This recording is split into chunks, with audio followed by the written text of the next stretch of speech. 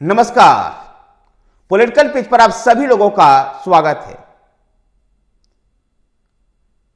महाराष्ट्र की राजनीति में आगे और भी खेला हो सकता है। अब खेला शरद पवार की ओर से होने की उम्मीद है। पिछले दिनों शरद पवार पुणे में कांग्रेस पार्टी के दफ्तर में गए थे। यह वही दफ्तर है जहां 24 साल पहले 25 साल पहले कांग्रेस पार्टी छोड़ने से पहले शरद पवार कांग्रेस के दफ्तर में गए थे। गौरतलब है कि 1999 ईस्वी में श्रीमती सोनिया गांधी के विदेशी मूल का मुद्दा उठाने के बाद कांग्रेस पार्टी ने शरद पवार को पीए संगमा और तारिक अनवर जैसे नेताओं के साथ कांग्रेस से निष्कासित कर दिया था। उसके बाद शरद पवार ने एनसीपी पार्टी का गठन किया।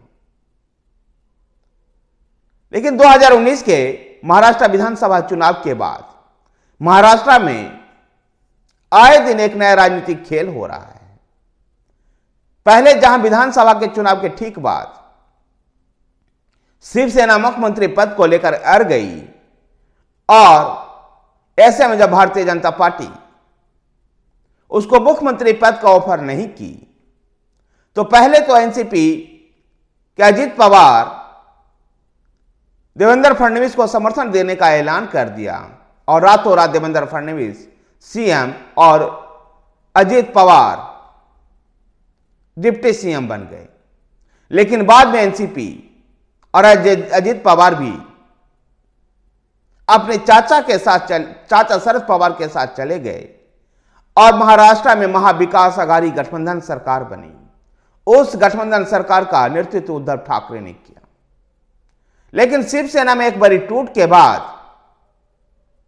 शिवसेना पार्टी ही उद्धव ठाकरे से चली गई और यह गुट एकनाथ शिंदे गुट भारतीय जनता पार्टी के साथ मिलकर सरकार बना ली और एकनाथ शिंदे मुख्यमंत्री बने।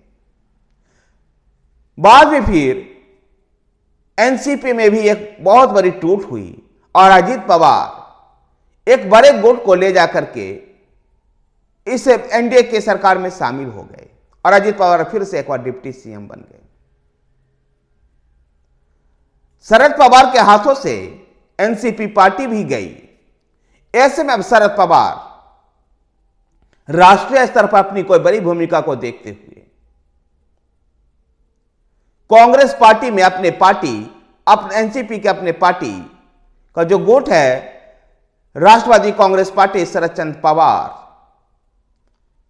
इस पार्टी को कांग्रेस पार्टी के साथ विलय कर सकते हैं। कह सकते हैं कि 25 साल बाद फिर से शरद पवार कांग्रेस में वापस लौट सकते हैं। यह महाराष्ट्र की राजनीति के लिए भी और राष्ट्रीय स्तर पर शरद पवार की राजनीति के लिए भी महत्वपूर्ण है। वहीं पर वह अपनी पुत्री सुप्रिया सुले को भी कांग्रेस पार्टी में राजनीतिक रूप से फिट कर सकते हैं। इसको लेकर के वो इन दिनों रणनीतियां बनाने में लगे हुए हैं और ऐसे उम्मीद की जा रही है कि एनसीपी पार्टी के सिल्वर जुबली पर जब उनकी पार्टी उनसे निकलकर अजित पवार के हाथों में चली गई तो ऐसे में शरद पवार फिर से एक बार कांग्रेस में वापसी कर सकते हैं और अपने पार्टी को कांग्रेस पार्टी में विलय करवा सकते हैं। वैसे भी उनके साथ कांग्रेस से निष्कासित किए गए नेता तारिक अनवर पहले ही कांग्रेस पार्टी में आ चुके हैं। तो पीए संगमा बहुत पहले ही एनसीपी को छोड़ करके अपनी पार्टी एनपीपी बना करके उत्तर पूर्व की राजनीति कर रहे थे। अब उनके बेटे उनकी राजनीति को आगे बढ़ा रहे हैं। ऐसे में कांग्रेस पार्टी में शरद पवार को लौटने से जहां महाराष्ट्र की राजनीति में कुछ स्थिरता आ सकती है। इन दिनों महाराष्ट्र में कांग्रेस पार्टी में भी टूट दिखाई दे रही है। जहां कांग्रेस के पहले ही बड़े दिग्गज नेता मिलिंद देबरा कांग्रेस पार्टी को छोड़ चुके हैं तो मुंबई कांग्रेस का अल्पसंख्यक चेहरा रहे बाबा सिद्दीकी ने भी कांग्रेस छोड़ दी है। महाराष्ट्र के पूर्व मुख्यमंत्री अशोक चौहान भी कांग्रेस पार्टी छोड़कर भारतीय जनता पार्टी में चले गए हैं, जहां भारतीय जनता पार्टी ने उनको राज्यसभा का उम्मीदवार भी बनाया।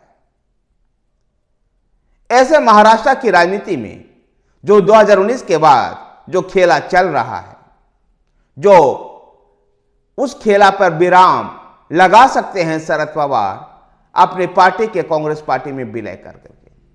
धन्यवाद साथियों, वीडियो को लाइक कीजिए, शेयर कीजिए, हमारे साथ बने रहने के लिए हमारे चैनल पॉलिटिकल पिच को सब्सक्राइब कीजिए। धन्यवाद।